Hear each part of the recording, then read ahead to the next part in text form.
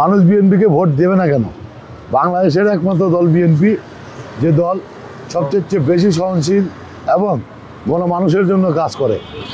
আমাদের নেতা শহীদ রাষ্ট্রপতি জিয়াউর রহমান এই দেশের কে তলাবিহীন ঝুড়ি থেকে উন্নয়নের পথের দেশ হিসেবে পরিচিত করে দিয়ে সেই ধারাবাহিকতায় বেগম খালেদা জিয়ার নেতৃত্বে এই দেশ যে উন্নত হয়েছে, সেই উন্নয়নের ধারাবাহিকতায় এবং জনগণের সুবিধা আশা আকাঙ্ক্ষার প্রতীক হিসাবে কাজ করছে।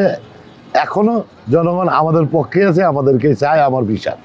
আপনারা তো শুনেছেন যে ইতিমধ্যে ঘোষণা হয়েছে যে আগামী 1-1.5 মাসের মধ্যে তিনি দেশে ফিরে আসছেন। তারেক রহমান এই মুহূর্তে বাংলাদেশের রাজনীতিতে ইতিমধ্যে যে দৃষ্টান্ত স্থাপন করেছেন যে তিনি সকল পক্ষের সব ধরনের মানুষের প্রতিনিধি হিসাবে কিন্তু প্রতিষ্ঠিত হয়ে গিয়েছেন।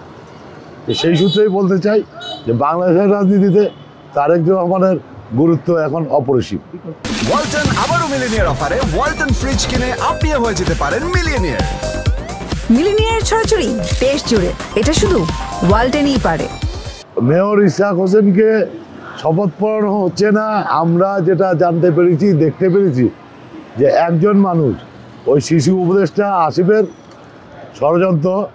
কারণ হচ্ছে তিনি এই নগর ভবনে যে পাহাড়সমূহ দুর্নীতি করেছেন এবং লুটপাট করেছেন, এই লুটপাটের শ্বেতপত্র প্রকাশ হয়ে যাবে এই ভয়েই উনি ইসহাককে তার প্রাপ্ত পদে তিনি শপথ করাতে অনীহা প্রকাশ করতেছে।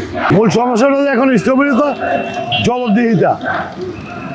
জনগণের প্রতিনিধি থাকলে জবাবদিহি প্রতিটা মুহূর্তে থাকে, জনগণের প্রতিনিধি না থাকলে যেটা হয় সেটাই হয়েছে।